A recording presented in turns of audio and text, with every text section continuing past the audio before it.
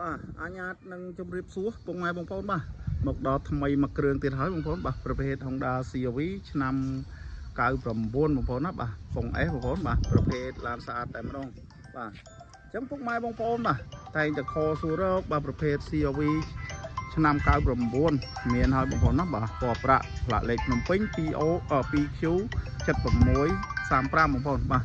ឡាននេះមានបំពាក់គុជរួចជាស្រេចអស់ហើយបងប្អូនណាបាទធានាជូនឯកសារគ្រប់បងប្អូនបាទផ្នែកការតុបតែងវិញនោះដែរបងប្អូនបាទជាមួយនឹងភ្លើងបដិញត្រឡោកកញ្ចក់ឈ្នាន់ជាន់ជើងអ៊ីណុកបឆោបដេកបាទរួចជាស្រេចអស់ហើយបងប្អូនណាបាទអញ្ចឹងពុកម៉ែបងប្អូននៅតាមបណ្ដាខេត្តពុកម៉ែបងប្អូនអាចខសាក់សួរឬក៏បាទមកមើលដល់ទីកន្លែងបាទទីតាំងនៅភ្នំពេញបងប្អូនណាបាទអញ្ចឹងមើលមកជុំឡានបាទជាមួយនឹងផ្នែកខាងក្រោយនេះដែរបងប្អូនបាទស្តុបក្រោយអីបងប្អូនបាទអត់មានខូចខាតអីត្រង់ណាទេបងប្អូនបាទផ្នែកខាងក្រោយអត់មានបុកប៉ះអីបាទគឺទឹកថ្នាំបាទនៅស្អាតសាច់ដែកអត់ពុកអត់ចេះអីទេបងប្អូនណាបាទអញ្ចឹងពុកម៉ែបងប្អូនបាទមើលផ្នែកម៉្លុកសិនតិចទៀតខ្ញុំនឹងលម្អិតផ្នែកខាងក្នុងជូនពុកម៉ែបងប្អូនទស្សនាបងប្អូនណាបាទ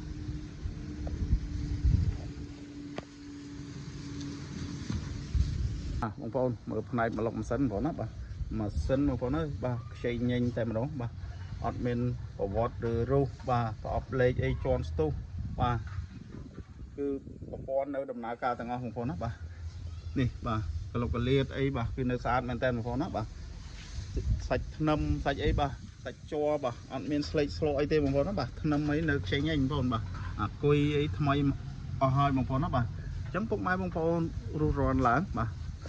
ទើបនឹងកាត់បានថ្មីទេបងប្អូនបាទអញ្ចឹងពុកម៉ែបងប្អូនមើលផ្នែកឯកសារបងប្អូនបាទនេះ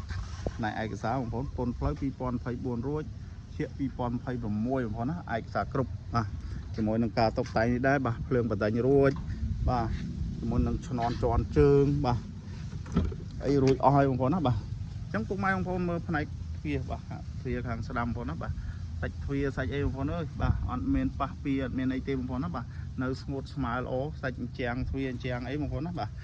នៅថ្មីមែនតើបងប្អូនបាទជាមួយតាប់ឡូបាទអីបងប្អូនបាទនៅស្រស់ស្អាតបងប្អូនខាងក្នុងបងប្អូនបាទតានេះជូនពុកម៉ែបងប្អូនបាទមកមិនខុសបំណងទេពុកម៉ែបងប្អូនណាបាទតម្លៃត្រឹមតែ50ជាងទេបងប្អូនណាបាទចូលចាបានបងប្អូនបាទ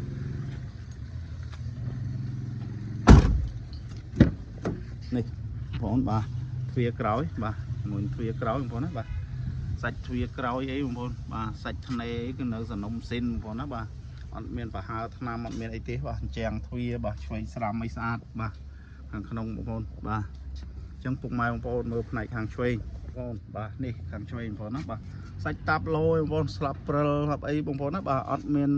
ខូចខាតអីត្រង់ណាទេបងប្អូនបាទសាច់តាប់ឡូអីនៅស្អាតនៅថ្មីបងប្អូនបាទសាច់ជាងសាច់ពូកស្រោមពូកស្រោមអីបាទនៅស្អាតបងប្អូនណាបាទអត់មានរហ័យអត់មានអីទេបាទស្គុតអីបងប្អូននេះ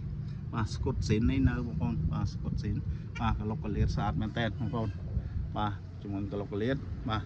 គឺនៅស្អាតបាទអញ្ចឹងទ្វីអីបងប្អូនបាទនៅថ្មីមែនតើបាទឆ្វេងស្ដាំនេះបងប្អូននេះបាទក្លៀកខាងស្ដាំនៅស្អាតបងប្អូនហើយបាទ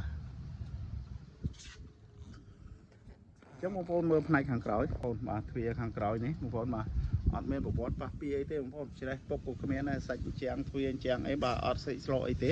បាទផ្នែកកលុកកលៀតអីបាទគឺនៅសនំនៅស្អាតបងប្អូនអត់ខូចត្រង់ណាទេបងប្អូនណាបាទឆ្វេងស្ដាំសងខាងបងប្អូននេះបាទ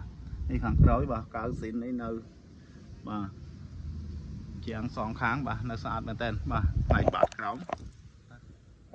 ខ្ចីញញបងប្អូនណាបាទបាតក្រោមបាទអញ្ចឹងមុននឹងបញ្ចប់សូមអរគុណដល់ពុកម៉ែបងប្អូនដែលតាមដានរកការផ្សព្វផ្សាយពី page ឬក៏ channel ទឹកពុងទិញលក់ឡានបងប្អូនណាបាទសូមអរគុណនិងជម្រាបលាជួបខ្ញុំសាជាថ្មីនៅវីដេអូក្រោយៗតទៅទៀតបងប្អូនណាបាទសូមអរគុណនិងជម្រាបលាពុកម៉ែបងប្អូនបាទ